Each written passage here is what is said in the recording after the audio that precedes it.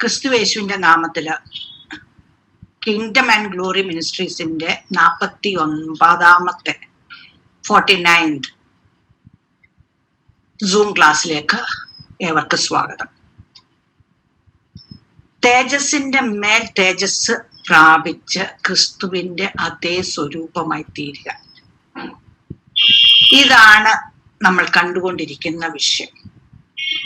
അതിന് തടസ്സമായിട്ട്, ക്രിസ്തുവിന്റെ പൂർണ്ണതയിലേക്ക് വളരുന്നതിന് തടസ്സമായിട്ട് നിൽക്കുന്ന 3 കാര്യങ്ങൾ, അതിനെ ക്രിസ്തു തന്റെ വചനത്തിൽ കൂടെ വെളിപ്പെടുത്തി. പരീശന്മാർ ക്രിസ്തുവിനോട് ഏതാ വലിയ 3 കൽപ്പന, ഏറ്റവും വലിയ കൽപ്പന ഏതാ എന്ന് ചോദിച്ചപ്പോൾ പഴയ നിയമത്തിലെ ഒരു കൽപ്പന എടുത്ത് ക്രിസ്തു പറഞ്ഞു. ദൈവം ജനത്തിന് കൊടുത്ത, തന്റെ ജനത്തിന് കൊടുത്ത കൽപ്പന. അതിൻ്റെ കൂടെ ക്രിസ്തു വേറൊരു വാക്യം കൂടെ ആഡ് ചെയ്തു. അതായത് പിതാവായ ദൈവത്തിനെ സ്നേഹിക്കുന്ന കാര്യം. ദൈവത്തെ സ്നേഹിക്കുക എങ്ങനെ? പൂർണ്ണ ഹൃദയത്തോടെ, പൂർണ്ണ മനസ്സോടെ സ്നേഹിക്കുന്ന വിഷയം പറഞ്ഞു. അത് കഴിഞ്ഞിട്ട് പറഞ്ഞു, കൂട്ടുകാരനെ തന്നെ പോലെ തന്നെ സ്നേഹിക്കുക. അപ്പോൾ ഈ 2 കൽപ്പനയ്ക്കകത്ത്, 2 കൽപ്പനയിൽ ഒരു കൽപ്പനയും ഒന്നാമത്തേത് മറ്റേ കൽപ്പന രണ്ടാമത്തേതെന്ന് പറയാനില്ല. മറ്റേത് രണ്ടാമത്തേത് ആദ്യത്തേതിനോട് സമം എന്നാണ് ക്രിസ്തു പറഞ്ഞത്. അതായത് രണ്ടും ഈക്വൽ വാല്യൂ ഉള്ളതാണ്. പക്ഷെ രണ്ടാമത്തെ കൽപ്പനയ്ക്കകത്ത് 2 കൽപ്പനകളാണ് അടങ്ങിയിരിക്കുന്നു. തന്നെ തന്നെ സ്നേഹിക്കുക, തൻ്റെ കൂട്ടുകാരനെ സ്നേഹിക്കുക. ഈ 2 കൽപ്പനകളും ആ രണ്ടാമത്തെ കൽപ്പനയ്ക്കകത്ത് ഉൾപ്പെട്ടിരിക്കുന്നു. അപ്പൊ നമുക്കിവിടെ 3 എണ്ണമാണ് ഉള്ളത്, 3 കൽപ്പനകളാണ് ഉള്ളത്. നിങ്ങൾ നിങ്ങളുടെ ജീവിതത്തിൽ നോക്കിയാൽ ഈ 3 കൽപ്പനകളുടെ ലംഘനങ്ങൾ നിങ്ങളുടെ ജീവിതത്തിൽ ഉണ്ടെങ്കിൽ, ഏതെങ്കിലും ഒന്നുണ്ടെങ്കിൽ അത് 3നെയും ബാധിച്ചിരിക്കുന്ന കാണാം. അതിൻ്റെ പുറകിലോട്ട് നമ്മൾ അതിനെ ചെക്ക് ചെയ്ത് വരുമ്പോൾ അതിൻ്റെ ഫലമായിട്ട് നിങ്ങളുടെ ആത്മീകവും മാനസികവും ശാരീരികവുമായിട്ടുള്ള തകർച്ചകളും കാണാം. ഈ 3 കൽപ്പനകൾ നമ്മൾ യഥാവിധി അനുസരിക്കുവാനായിട്ട് നമ്മളെ പിതാവായ ദൈവം ആഗ്രഹിക്കുന്നു. അതായത് ദൈവത്തെ സ്നേഹിക്കുക. ദൈവത്തെ സ്നേഹിക്കുക എന്ന് പറയുമ്പോൾ അവന്റെ സ്നേഹത്തെ നമുക്ക് അനുഭവിക്കാൻ ഒക്കുകയാണ്. അവൻ ആദ്യം നമ്മളെ സ്നേഹിച്ചത് കൊണ്ട്, അവന്റെ സ്നേഹം നമ്മൾ അനുഭവിക്കുന്നത് കൊണ്ട് നമ്മൾ തിരിച്ച് സ്നേഹിക്കുക. അതാണ് വചനം പറഞ്ഞിരിക്കുന്നത്. അവൻ ആദ്യം നിങ്ങളെ സ്നേഹിച്ചു. സോ അവൻ സ്നേഹിച്ചത്, ആ സ്നേഹത്തെ സ്വീകരിച്ച്, അത് തന്നെ പലപ്പോഴും നമുക്ക് സാധിക്കുന്നില്ല. അവന്റെ സ്നേഹത്തെ സ്വീകരിക്കാൻ സാധിക്കുന്നില്ല. എന്തുകൊണ്ട്? അവിടെ നമ്മൾ ബാക്കിയുള്ള 2 തത്വങ്ങളും കാണണം. എനിക്ക് എന്നെ തന്നെ സ്നേഹമില്ലാത്തത് കൊണ്ട്, എന്നെ തന്നെ മൂല്യമുള്ളവളായിട്ട് കാണാത്തത് കൊണ്ട്, മറ്റുള്ളവരുമായിട്ടുള്ള ബന്ധത്തിൽ ഇടർച്ചകൾ ഞാൻ പരിഹരിക്കാതെ ജീവിക്കുന്നത് കൊണ്ട് പിതാവുമായിട്ടുള്ള ബന്ധത്തിൽ എനിക്ക് ഇടർച്ചകൾ വരുന്നു. അവന്റെ സ്നേഹത്തെ എനിക്ക് സ്വീകരിക്കാൻ മേലാതെ വരുന്നു. കാരണം എൻ്റെ ഹൃദയത്തിലുള്ളത് കുറെ നെഗറ്റീവാണ്. അതുകൊണ്ട് ദൈവത്തിന്റെ സ്നേഹത്തെ പൂർണ്ണമായ തോതിൽ എനിക്ക് അനുഭവിക്കുവാനായിട്ടും എൻജോയ് ചെയ്യാനായിട്ടും ഒക്കുന്നില്ല.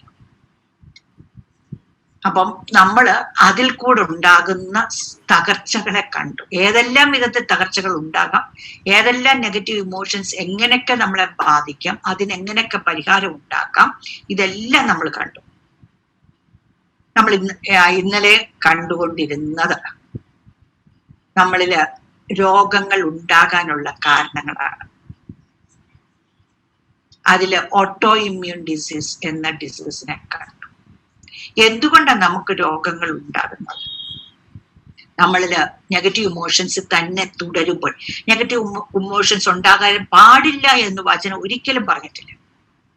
കാരണം നമ്മൾ മനുഷ്യരാണെന്നുള്ള അറിയാവുന്ന ഒരു ദൈവം. നമുക്ക് ദുഃഖങ്ങൾ ഉണ്ടാകും, വേദനകൾ ഉണ്ടാകും, ഇതെല്ലാം അറിയാം. പക്ഷെ തക്ക സമയത്ത് പരിഹരിച്ച് സമാധാനവും ദൈവസ്നേഹവും സ്വീകരിച്ച് നമ്മൾ ജീവിക്കുന്നില്ല എങ്കിൽ, അതിനെ പരിഹരിക്കുന്നില്ല എങ്കിൽ, ആ നെഗറ്റീവ് ഇമോഷനെ തന്നെ തുടരുകയാണെങ്കിൽ, ആ നെഗറ്റീവ് ഇമോഷൻ നമ്മുടെ ശരീരത്തിൽ വിഷം ആയി മാറ്റപ്പെടും. ഇമോഷൻ അല്ല ഇതായിട്ട് മാറ്റപ്പെടുന്നത്, നമ്മുടെ ശരീരത്തിൽ പ്രൊഡ്യൂസ് ചെയ്യുന്ന ചില സ്ട്രെസ് ഹോർമോൺസ് ഉണ്ട്. നമ്മളിൽ ഒരു നെഗറ്റീവ് ഇമോഷൻ ഉണ്ടാകുമ്പോൾ, ഒരു കോപം ഉണ്ടാകുമ്പോൾ നമ്മുടെ ശരീരത്തിൽ പല വിധത്തിലുള്ള വ്യത്യാസങ്ങൾ വരുന്നു. ഹാർട്ട് ഭയങ്കരമായിട്ട് ഇടിക്കുന്നു, അല്ലെ, പൾപിറ്റേഷൻ ഒക്കെ ഉണ്ടാകും. സോ അതിനെ ശാന്തമായിട്ട് നിൽക്കാൻ വേണ്ടി നമ്മുടെ ശരീരം സൃഷ്ടിക്കുന്നതാണ് സ്ട്രെസ് ഹോർമോൺസ്. ദൈവം തന്ന ഒരു അനുഗ്രഹം.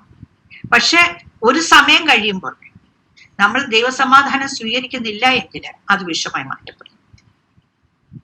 അത് നമ്മുടെ ശരീരത്തില് വിഷാംശം എല്ലായിടത്തും, അത് ചെല്ലുന്നിടത്തെല്ലാം കൊണ്ട് കൊടുക്കുന്നു. മാത്രമല്ല, ഇത് രക്തത്തിലാ ഉള്ളത്, രക്തത്തിലാ വിഷം കിടക്കുന്ന, രക്തത്തിലുള്ള നമ്മുടെ രോഗപ്രതിരോധ ശക്തിയെ, ഇമ്മ്യൂൺ സിസ്റ്റത്തെ അത് തകർക്കുന്നു.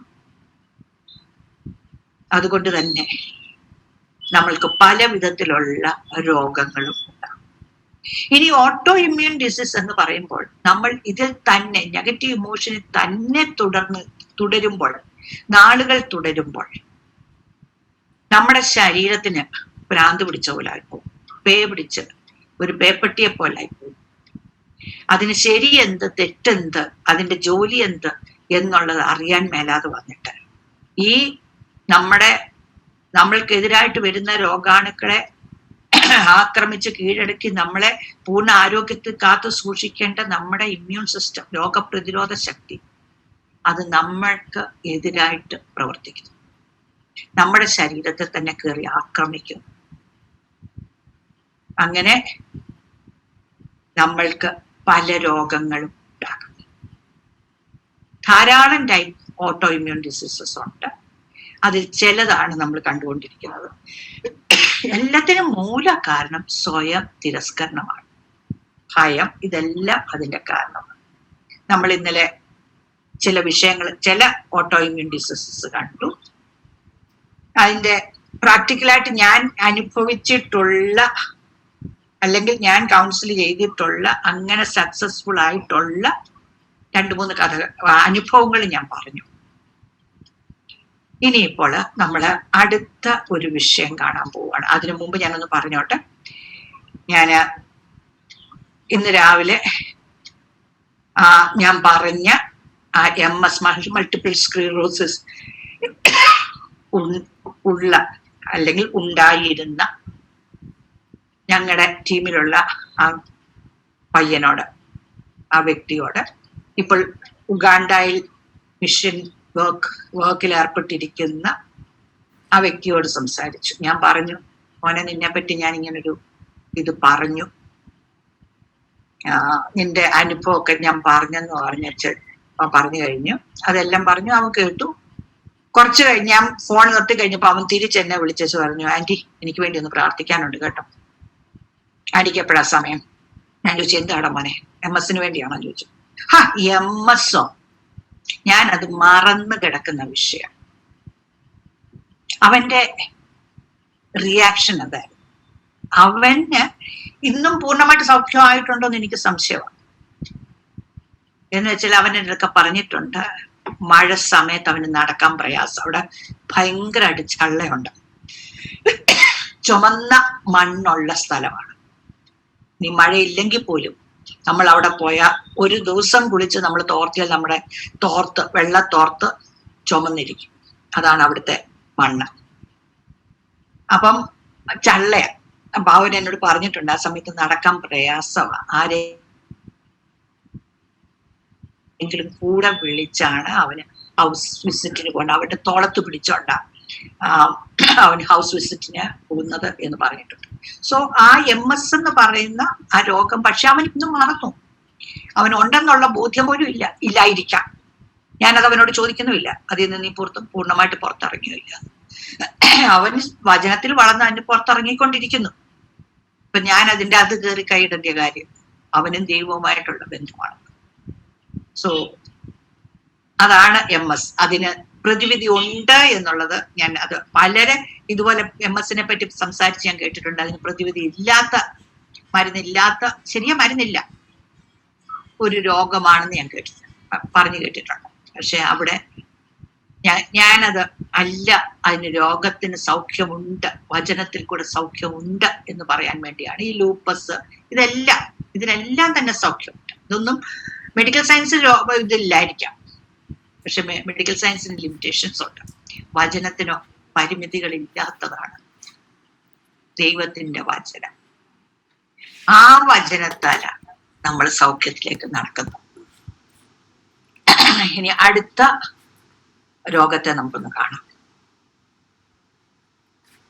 Rheumatoid arthritis.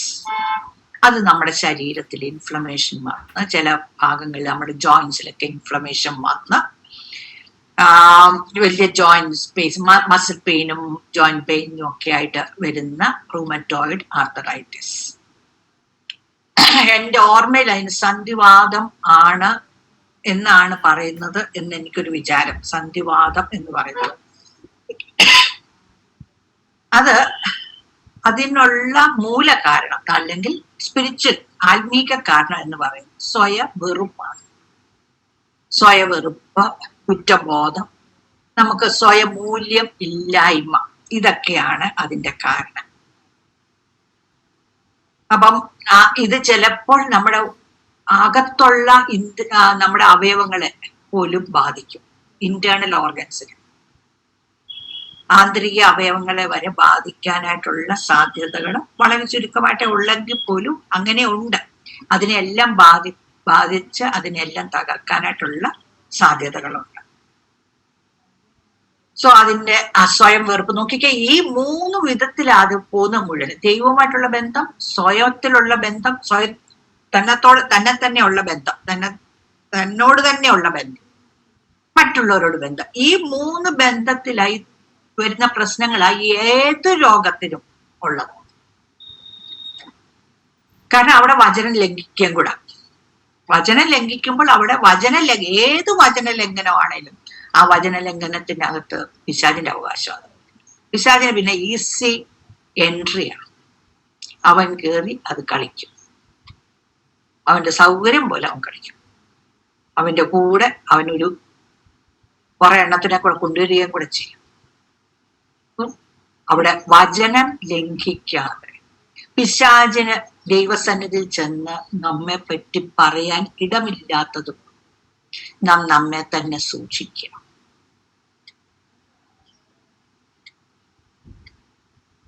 Diabetes type 1, type A എന്നും ടൈപ്പ് 1 എന്നൊക്കെ പറയും. 2 വിധത്തിലുള്ള ഡയബറ്റീസ് ഉണ്ട്. ടൈപ്പ് 1ഉം ടൈപ്പ് 2ഉം ഉണ്ട്. ഇത് പാരമ്പര്യം ആയിട്ട് വരുന്നതാകാം, ആകണമെന്നില്ല, ആകാം. ഇത് നമ്മുടെ പാൻക്രിയാസ്, നമ്മുടെ ഇൻസുലിൻ ഉണ്ടാക്കേണ്ട, നമ്മുടെ ശരീരത്തിന് ആവശ്യമായ ഇൻസുലിൻ സൃഷ്ടിക്കേണ്ട പാൻക്രിയാസ് ഇൻസുലിൻ സൃഷ്ടിക്കുന്നില്ല. കാരണം ശരീരത്തിനോട് ഇവിടെ എതിർത്തോണ്ടിരിക്കുക, കൺഫ്യൂഷനാണ്. ഇൻസുലിൻ സൃഷ്ടിക്കുന്ന ബോധ്യം അതിന് വരുന്നില്ല. ആ ഇൻസുലിൻ സൃഷ്ടിക്കാതെ ശരീരത്തിൽ ഡയബറ്റിസ് ഉണ്ടാകുക.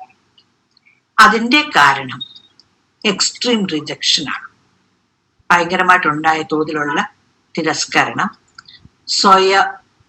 വെറുപ്പ്, കുറ്റബോധം, ഭയം, ഇതൊക്കെയാണ് ഇതിന്റെ സ്പിരിച്വൽ റീസൺ. അടുത്തത് നമ്മൾ സാധാരണ പറയുന്ന ആർത്തറൈറ്റിസ്. ഇത് ബിറ്റർനെസ്, കയ്പും സെൽഫ് പിറ്റി, അയ്യോഭാവം. അയ്യോ, ഇത് 2 ഞാൻ ശരിക്കും കണ്ടിട്ടുള്ള വിഷയമാണ്. എനിക്കൊരു വ്യക്തിയെ നല്ലതുപോലെ അറിയാം.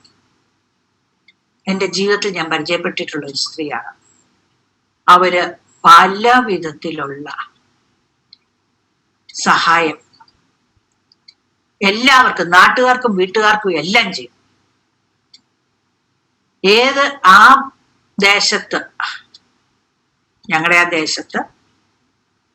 ഈ ദേശത്ത് ഏത് ആവശ്യമുണ്ടെങ്കിൽ കൂടിയെത്തുന്ന ഒരു സ്ത്രീയാണ്. പക്ഷെ ഒരു പ്രശ്നം പറ്റിയത് എന്നാന്ന് വെച്ചാല്, അവരതുപോലെ തിരിച്ച് എക്സ്പെക്ട് ചെയ്തു. അവരെ ക്രിസ്തുവിന് എന്നതുപോലല്ല മറ്റുള്ളവർക്ക് വേണ്ടി ചെയ്തത്. മറ്റുള്ളവരെ സഹായിക്കുക എന്നുള്ളത് അവരുടെ ഒരു നേച്ചറായിരുന്നു. പക്ഷെ അവര് തിരിച്ചും മറ്റുള്ളവരിൽ നിന്ന് എക്സ്പെക്ട് ചെയ്തു. ഇതേ തോതിൽ തന്നെ എക്സ്പെക്ട് ചെയ്തു. അവരുടെ ആവശ്യ സമയത്ത് ഇവരെല്ലാവരും വരും, അവരെ സഹായത്തിന് കാണും എന്നെല്ലാം വിചാരിച്ചു. ഇനി വിദേശത്തുള്ളവരാണ്, വരുമ്പോൾ അവർക്ക് സമ്മാനങ്ങളുമായിട്ട് വരും എന്നും വിചാരിച്ചു. പക്ഷെ ഇതൊന്നും നടന്നില്ല. വിദേശത്ത് വരുന്നവര് അവരെ പോയി കാണുകയാണെങ്കിൽ പോലും അവർ വിചാരിക്കുന്ന പോലത്തെ സമ്മാനങ്ങളൊന്നും കിട്ടിയിട്ടില്ല. അങ്ങനെ വന്ന് ആ കയ്പ്, ആദ്യമേ അവരിലുണ്ടായത് കയ്പാണ്. പിന്നെ അത് കഴിഞ്ഞ് പാവം ഞാൻ, ആ സെൽഫ് പിറ്റി, ഞാൻ ഇത്രയും ചെയ്തിട്ടും എന്നോടിത് ചെയ്തല്ലോ, ഞാനിത് അർഹിക്കുന്നുണ്ടോ, എന്നോടിത് ചെയ്യത്തക്കവണ്ണം, ഈ വിധത്തിലുള്ള ചിന്തകളിലേക്ക് അങ്ങ് പോയി. അത് വന്നു കഴിയുമ്പോഴത്തേക്ക് കയ്പൊന്നുകൂടെ കൂടും. അത് വന്ന് അവസാനം നല്ല തോതിലുള്ള വാദം അവർക്കുണ്ടായി. വാദത്തിന്റെ ഒരു കാഠിന്യം അവരുടെ ജീവിതത്തിലുണ്ടായിരുന്നു. സോ നിങ്ങളുടെ ജീവിതത്തില് ആർത്തറൈറ്റിസോ ഡയബറ്റിസോ റൂമറ്റോയ്ഡ് ആർത്തറൈറ്റിസോ ഏതെങ്കിലും ഉണ്ടെങ്കിൽ ചിന്തിക്കുക. നിങ്ങളുടെ ശരീരം നിങ്ങളുടെ ശരീരത്തോട് തന്നെ ഇപ്പോൾ യുദ്ധം ചെയ്തുകൊണ്ടിരിക്കുക. നിങ്ങളുടെ ശരീരത്തെ പൂർണ്ണ ആരോഗ്യത്തിൽ കാത്തു സൂക്ഷിക്കാൻ വേണ്ടി ദൈവം തന്ന നന്മ, ആ നന്മ നിങ്ങൾക്ക് ഉപയോഗിക്കാൻ ഒക്കുന്നില്ല. നിങ്ങളുടെ രോഗപ്രതിരോധ ശക്തി, ഇമ്മ്യൂൺ സിസ്റ്റം എന്ന് പറയുന്നത്, ടി സെൽസും കില്ലർ സെൽസും ഡി സെൽസും, ഇതെല്ലാം ശക്തമായിട്ട് നിന്നാൽ നിങ്ങളെ ഏത് ഒരു എപ്പിഡമിക്കിന്റെ മധ്യത്തിലും പോയി നിന്നാൽ നിങ്ങളെ സ്പർശിക്കാനൊക്കെ. ഞാനൊരു അനുഭവം കേട്ടിട്ടുണ്ട്. ഒരു വ്യക്തി എൻ്റെ അടുക്ക പറഞ്ഞതാണ്, സത്യമാണോ ഇല്ലയോ എന്നുള്ളത് എനിക്കറിയാം. ഒരു മലയാളി വ്യക്തി, അദ്ദേഹം ഒരു ശുശ്രൂഷകനാണ്. അദ്ദേഹത്തിന്റെ ശരീരത്തിലെ രോഗാണുക്കൾ കയറാനൊക്കത്തില്ല, അത്രത്തോളം ദൈവശക്തി നിൽക്കുകയാണ് അദ്ദേഹം. ഇത് UN എങ്ങാണ്ട് അറിഞ്ഞു, UN ആണെന്ന് എൻ്റെ ഒരു ബോധ്യം, അല്ലെങ്കിൽ അതുപോലുള്ള WHO ആയിരിക്കാം, ഹെൽത്ത് ഓർഗനൈസേഷൻ അല്ലേ. അദ്ദേഹത്തെ ടെസ്റ്റ് ചെയ്തു. അദ്ദേഹത്തിന്റെ ശരീരത്തിലേക്ക് രോഗാണുക്കളെയോ ജേംസ് ആണോ ഇതാണോ എന്നുള്ളത് എനിക്കറിയാൻ മേല, വൈറസ് ആണോ എന്തോ ആണെന്നുള്ളത് എനിക്കറിയാൻ മേല, ശരീരത്തിലേക്ക് ഇട്ട് കഴിഞ്ഞിട്ട് അവര് ശരീരത്തിലേക്ക് തന്നെ ഇട്ടു. അത് കഴിഞ്ഞ് നോക്കിയപ്പോൾ അദ്ദേഹത്തിന്റെ ശരീരത്തിൽ തൊടുന്നതിന് മുമ്പ് തന്നെ ഇതെല്ലാം ചത്തുപോയി, ഇല്ലാതായി പോന്നു. ഞാൻ ഇത് കഥയാണോ ഇല്ലയോ എനിക്കറിയാൻ പാടില്ല. പക്ഷെ അത്രത്തോളം ശക്തമായിട്ട് നമ്മൾക്ക് ജീവിക്കാൻ ഒക്കും, അത്രത്തോളം ആരോഗ്യത്തിൽ നമുക്ക് ജീവിക്കാൻ ഒക്കും.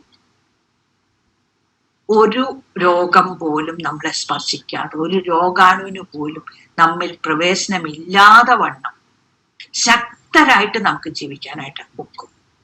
നമ്മുടെ ശരീരത്തിന് അതിനു വേണ്ടിയിട്ടുള്ള കപ്പാസിറ്റി ദൈവം കൊടുത്തിട്ടുണ്ട്. പക്ഷെ നമ്മളാണ് അതിനെ തകർക്കുന്നത്. അതിനെ കാത്തു സൂക്ഷിച്ച് അതിനെ വളർത്തിയെടുത്താൽ ഒരു രോഗവുമില്ലാത്ത വിധത്തിൽ നമുക്ക് ജീവിക്കാനൊക്കും. ഓക്കെ, അടുത്തതിലേക്ക് നമുക്ക് വേറെ ചില രോഗങ്ങളെ നമുക്ക് കാണാം. പാർക്കിൻസൺസ് ഡിസീസ്, വിറയല് രോഗം എന്ന് പറയുന്നത്. ഇനി അടുത്തതെല്ലാം നമ്മള് കാരണങ്ങൾ കണ്ടങ്ങ് പോവുകയാണ്.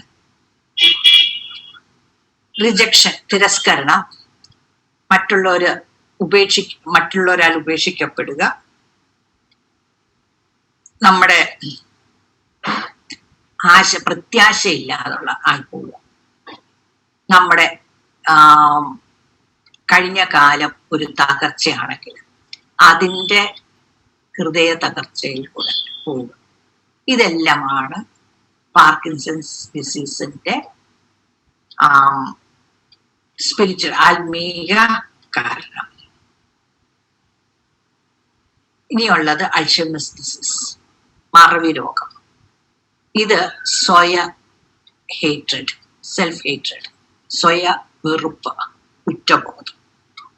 ഇത് ഉണ്ടായി ഗ്രാജുവലായിട്ട് അത് വർദ്ധിച്ചു വന്നു കഴിയുമ്പോൾ ഉണ്ടാകുന്നത്, അത് ബ്രെയിൻ നെർവ്സിനെ ബാധിച്ചിട്ട് ഉണ്ടാകുന്നതാണ് അൽഷൈമേഴ്സ് ഡിസീസ്.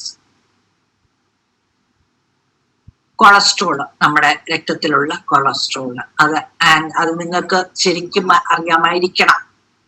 കാരണം നമുക്ക് രക്തസമ്മർദ്ദവുമായിട്ട് ബന്ധപ്പെട്ട് എപ്പോഴും കിടക്കും, നമ്മുടെ ബ്ലഡ് പ്രഷറുമായിട്ട് ബന്ധപ്പെട്ട് കിടക്കുകയാണ്. ആ ബ്ലഡ് പ്രഷർ എന്തുമായിട്ട് ബന്ധപ്പെട്ട് കിടക്കുന്നു? കോപം, അല്ലെ, ക്രോധം, ഇതൊക്കെ ആയിട്ട് ടെൻഷന്, ഇതെല്ലാമായിട്ട് ബന്ധപ്പെട്ട് കിടക്കും. സോ ഇതൊക്കെ തന്നെയാണ് കൊളസ്ട്രോളിന്റെ മൂല കാരണം. നമ്മൾ ഹെർപ്പിസ് എന്ന് പറയുന്നത്, അതായത് ചിക്കൻ പോക്സ് വന്നവർക്ക് അടുത്ത ഇതില് വരാമാവുന്ന ഒന്നാണ് ഹെർപ്പിസ്. അതായത് ഒരു nerve തന്നെ, അത് പോകുന്ന വഴിയിലെല്ലാം പരുവുണ്ടാകുക. ആ ഒരു nerve മാത്രമേ കാണത്തുള്ളൂ. പക്ഷെ ആ nerve ഏതെല്ലാം വഴിയിൽ കൂടെ പോകുന്നുണ്ടോ അവിടെ എല്ലാം ഇതുണ്ടാകും. പക്ഷെ അതിനുള്ള പ്രത്യേകത എന്ന് പറഞ്ഞാൽ അതിവേദനയായിരിക്കും. അതിനുള്ള കാരണം ആൻസൈറ്റി, അതായത് ഉത്കണ്ഠ, ഭയം, സ്വയം തിരസ്കരണം. പ്രായമായിട്ടോ അല്ലെങ്കിൽ യൗവനക്കാർക്കുണ്ടാകുന്ന മുഖക്കുരു,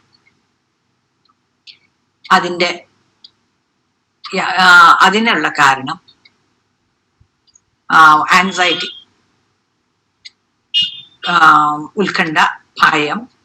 പിന്നെ പിയർ പ്രഷർ. പിയർ പ്രഷർ എന്ന് പറയുമ്പം എൻ്റെ കൂട്ടുകാരെല്ലാം ഇന്നതുപോലെ കാണിക്കുന്നു, അല്ലെങ്കിൽ ചെയ്യുന്നു, ഇന്നടത്ത് പോകുന്നു, ഇന്നത് ചെയ്യുന്നു. അപ്പം അത് ചെയ്യണ്ട എന്ന് എൻ്റെ ഹൃദയം പറയുമെങ്കിലും അത് കൂട്ടുകാർക്കൊപ്പം നിൽക്കാനായിട്ടുള്ള ഒരു പ്രഷർ, അതെന്റെ ഹൃദയത്തിന്റെ സൃഷ്ടിയാണ്. എൻ്റെ മനസ്സ് ഇത് പറയുന്നുണ്ട് പോകണ്ടായിരുന്നു, ചെയ്യണ്ടായിരുന്നു. പക്ഷെ ആ പിയർ പ്രഷർ, അല്ലെങ്കിൽ അവർ കളിയാക്കിയെങ്കിലോ, അവര് കുടിക്കുന്നു, അല്ലെങ്കിൽ അവർ സിഗരറ്റ് വലിക്കുന്നു, ഇനി ഞാന് അത് അവർക്കൊപ്പം നിന്നില്ല എങ്കിൽ എന്നെ വിശുദ്ധൻ എന്ന് പറഞ്ഞ് കളിയാക്കിയെങ്കിലോ, ആ ഒരു പ്രഷർ ചെറുപ്പകാലത്തുണ്ടാകുന്ന ഒരു പ്രഷർ, അതാണ് മുഖക്കുരുവിനുള്ള ഒരു കാരണം. ഞാൻ ഒന്നുകൂടെ ഓർപ്പിച്ചോട്ടെ, ഇത് എല്ലാവർക്കും ഉള്ള 100% ആൾക്കാർക്കും ഉണ്ടാകുന്നതിന്റെ കാരണമല്ല പറയുന്നത്. അത്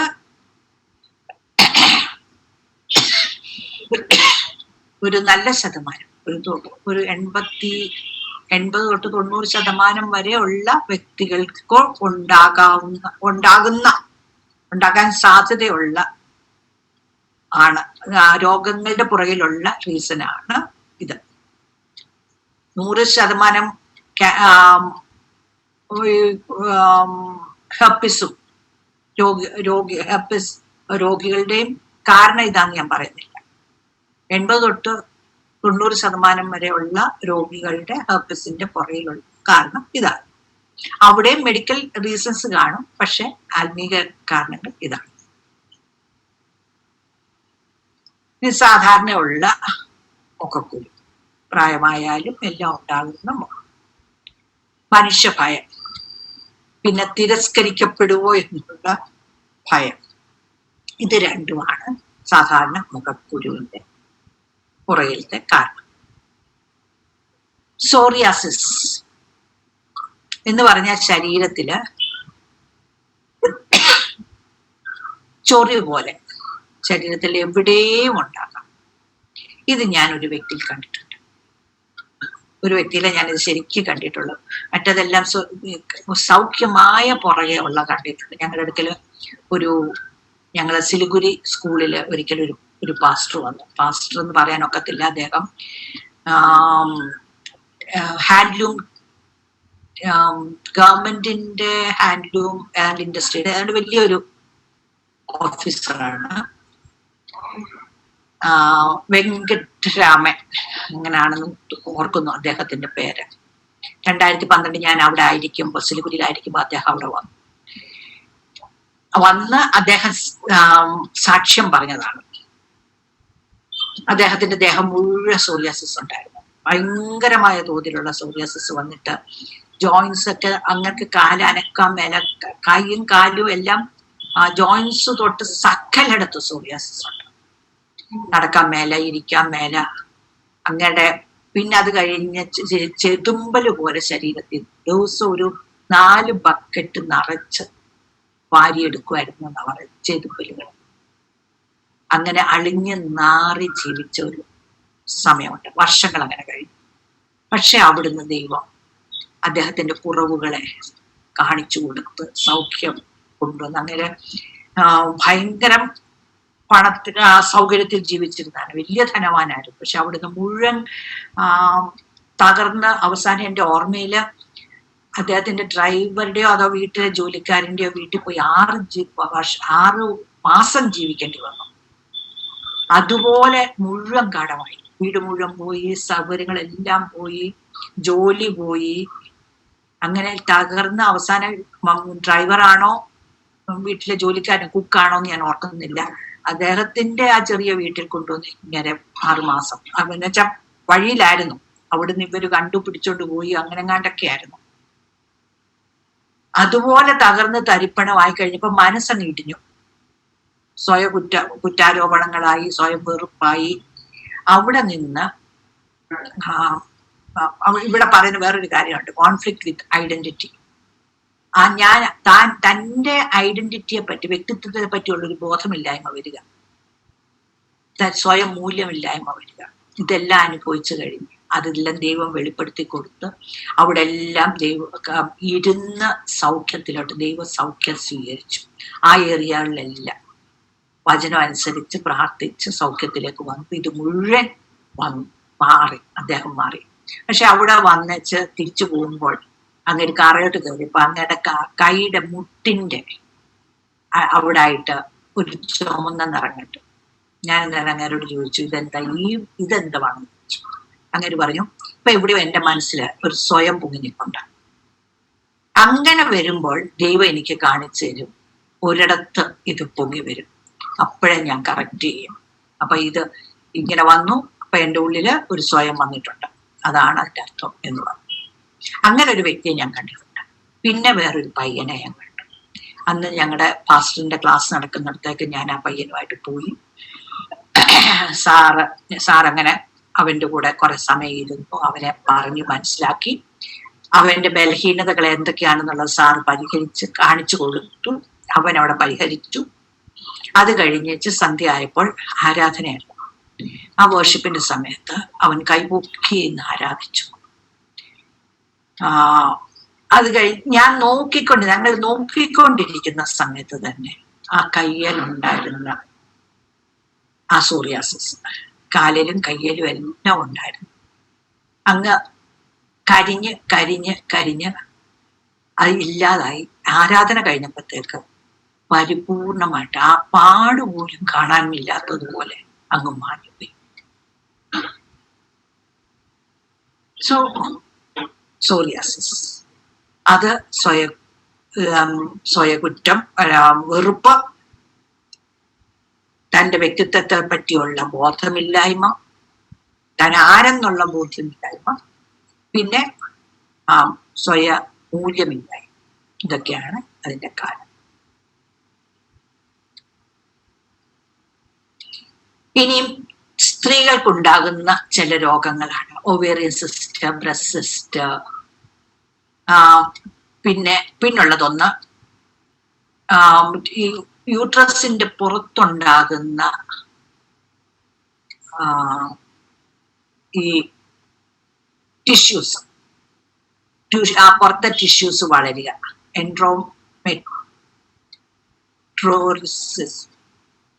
എൻഡോമെട്രോളിസിസ് എന്ന് പറയുന്ന രോഗം. ഞാൻ PMS അടുത്തതായിട്ട് പറയാം. ഇതെല്ലാം തന്നെ സ്വയ തിരസ്കരണമാണ് ഇതിന്റെ മെയിൻ ഇത്. പക്ഷെ ഓവറിയിൽ ഉണ്ടാകുന്ന അല്ലെങ്കിൽ ബ്രസ്റ്റിൽ ഉണ്ടാകുന്ന സിസ്റ്റിന് ഒരു പ്രത്യേകതയുണ്ട്. അമ്മയുമായിട്ടുണ്ടാകുന്ന ബന്ധത്തിൽ ഉള്ള തകർച്ചയാണ്. ആ അമ്മയുമായിട്ടുള്ള ബന്ധത്തെ ശരിയായ വിധത്തിൽ അമ്മ തെറ്റ് ചെയ്തു കഴിഞ്ഞാൽ അമ്മയോട് ക്ഷമിക്കാൻ മേല. അങ്ങനെ അമ്മയുമായിട്ടുള്ള ബന്ധത്തിലുള്ള തകർച്ചകളാണ് ഈ ഓവേറിയൻ സിസ്റ്റം, ബ്രസ്റ്റ് സിസ്റ്റം, ഇതിനൊക്കെ ഒരു വലിയ കാരണം. ഇനി PMS എന്ന് പറയും. ആ PMS എന്ന് പറയുന്നത് പ്രീ മെൻസ്ട്രുവൽ സിൻഡ്രം. അതും ഞാൻ സ്ത്രീകൾക്കുണ്ടാകുന്ന പ്രസവ വേദന, ഇതെല്ലാം കൂടെ ചേർത്ത് ഞാനൊരു കാര്യം പറയാം. ഇത് ഹവ്വായിക്ക് ദൈവം കൊടുത്ത ശാപമാണ്. നീ വേദനയോടുകൂടി മക്കളെ പ്രസവിക്കും എന്ന് പറയുമ്പോൾ അന്ന് മുതൽ ഹവ്വായുടെ തലമുറകളായിട്ട് ജനിച്ചിട്ടുള്ള സ്ത്രീകളിൽ ഉണ്ടാകുന്ന രോഗമാണിത്, അല്ലെങ്കിൽ ഒരു തകർച്ചയാണിത്. Premenstrual syndrome. പെൺകുട്ടികൾ പീരിയഡ്സ് തുടങ്ങുന്ന ആ സമയത്ത് ഉണ്ടാകുന്ന വയറുവേദന, കാലുകഴപ്പ്, ക്ഷീണം, ശ്രദ്ധിക്കാൻ വരിക, തലവേദന, ഇങ്ങനെ പല കാര്യങ്ങൾ. ഇതെല്ലാം തന്നെ ആ സമയത്തേക്കുള്ള അടുത്തടുത്ത് വരുന്നു. അയ്യോ 2 ദിവസം കൂടെ ഉള്ളൂ, അല്ലെങ്കിൽ 5 ദിവസം കൂടെ ഉള്ളൂ, ഇങ്ങനെ മനസ്സിൽ കിടന്ന് അത് കളിക്കും. അത് കളിച്ച് ആ ടെൻഷൻ, ഇതെല്ലാം കൂടാണ് ഈ PMSന്റെ പുറകിലുള്ള കാരണം. ഇത് ഞാൻ ഒരിക്കല് വായിച്ചതാണോ കേട്ടതാണോ ഞാൻ ഓർക്കുന്നില്ല. ഒരു സ്ത്രീ പറയുന്നത് ഈ ഹവ്വായുടെ ശാപമാണ്, അത് നമ്മൾ ക്യാൻസൽ ചെയ്യണം എന്ന് പറഞ്ഞ ഒരു ഇത് ഞാൻ കേട്ടു. ആ സമയത്ത് ഞങ്ങളുടെ കൂടെ ഉള്ള ഒരു വ്യക്തിയുടെ ഭാര്യ പ്രഗ്നന്റ് ആയിരുന്നു. അവരോട് ഞാൻ സംസാരിച്ചു. അതിന് മുമ്പത്തെ പ്രസവത്തിന് അവർക്ക് വലിയ നെഞ്ചുവേദന ഉണ്ടായി, ഹാർട്ടിന് എന്ത് പ്രോബ്ലം ആ പ്രസവ സമയത്ത് ഉണ്ടാകുകയൊക്കെ ചെയ്തു. ഞാൻ അന്നേരം അവരോട് പറഞ്ഞു, ഭാര്യയോടും ഭർത്താവിനോടുമായിട്ട് പറഞ്ഞു, നിങ്ങൾ ഇതൊന്ന് പരീക്ഷിച്ചു നോക്കുക. ഈ ഹവ്വായുടെ ശാപത്തെ ക്യാൻസൽ ചെയ്യാം. വാസ്തവത്തിൽ ആ പാരമ്പര്യം തീർന്നില്ലേ? നമ്മുടെ പാരമ്പര്യം പുതുതായില്ലേ? പിതാവായ ദൈവത്തിന്റെ കുടുംബത്തിലെ അംഗമായെങ്കിൽ, അവന്റെ ലിവിങ് സ്പേമാണ് നമ്മളെ സൃഷ്ടിച്ചതെങ്കിൽ, അല്ലെ, നമ്മളെ വീണ്ടും ജനിപ്പിച്ചത് അവന്റെ ലിവിങ് സ്പേമാണ്.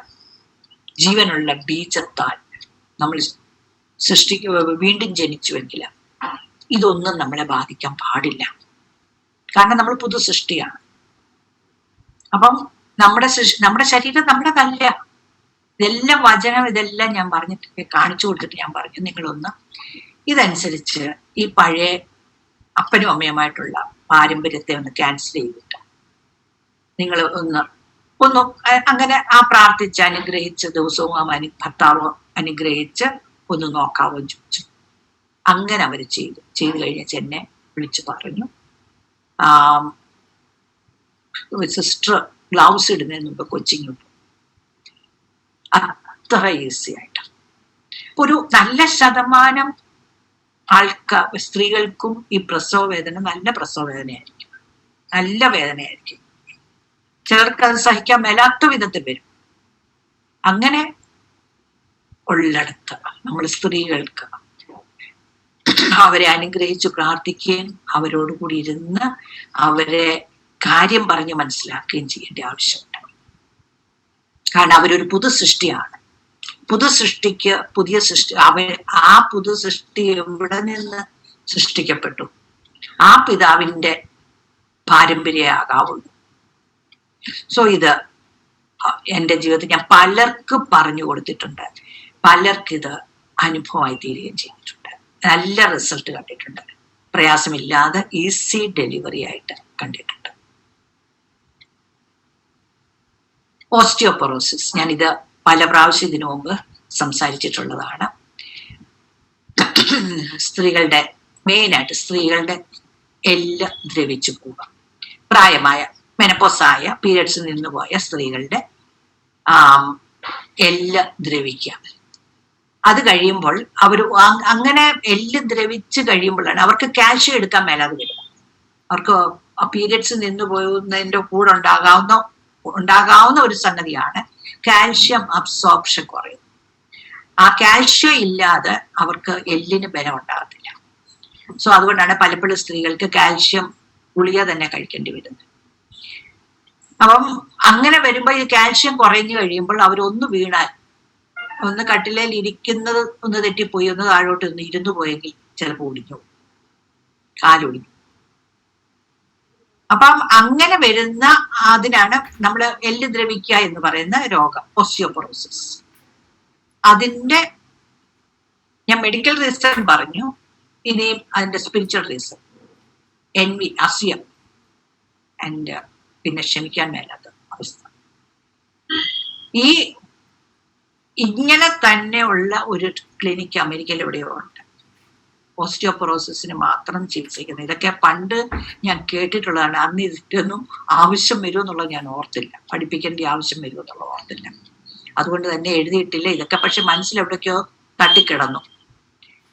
അവിടെ വരുന്ന ഓസ്റ്റിയോപൊറോസിസുകാരെ അവർക്കുള്ള ചികിത്സ എന്ന് പറയുന്നത് ക്ഷമിക്കുവാനായിട്ട് പഠിപ്പിച്ചു വിടും.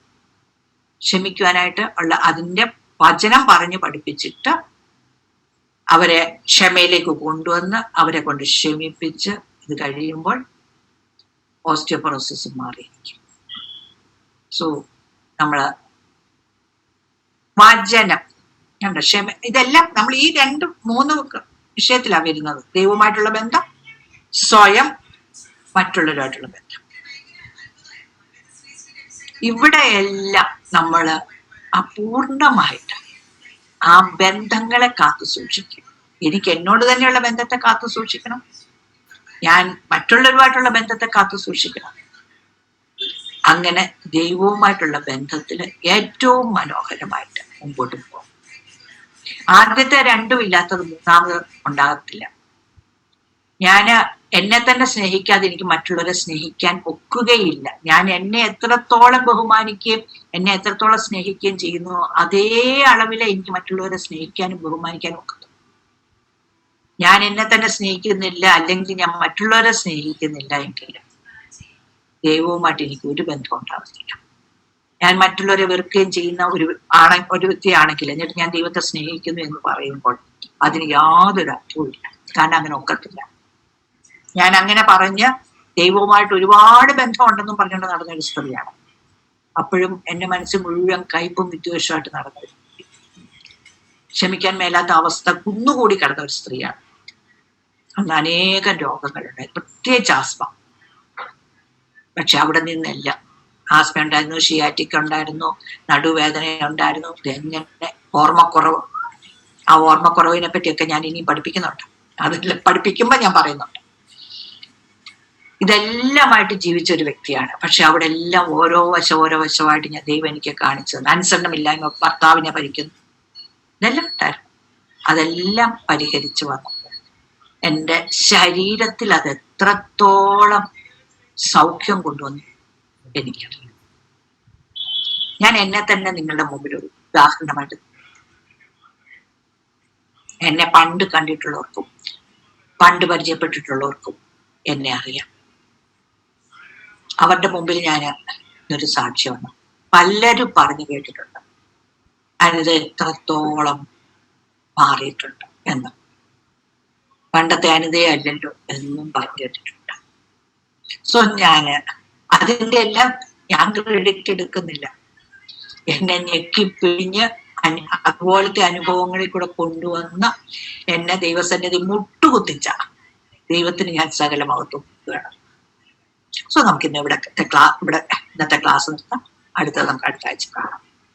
പിതാവായ ദൈവത്തിന്റെ നാമത്തിൽ, പുത്രന്റെ നാമത്തിൽ, പരിശുദ്ധാത്മാവിന്റെ നാമത്തിൽ ഞാൻ എൻ്റെ കേൾവിക്കാരെ അനുഗ്രഹിച്ച് പ്രാർത്ഥിക്കുന്നു. കർത്താവേ, ഭൂമിയിൽ ജീവിക്കുമ്പോൾ ഞങ്ങൾക്കുള്ള വർഷങ്ങൾ അത് എത്രത്തോളം ഉണ്ടെങ്കിലും അത് പൂർണ്ണ ആരോഗ്യത്തിൽ ജീവിക്കാനുള്ള കൃപ ഞങ്ങൾക്ക് അങ്ങനെ ഞാൻ പൂർണ്ണമായിട്ട് ഓരോരുത്തരെ അനുഗ്രഹിക്കുകയാണ്.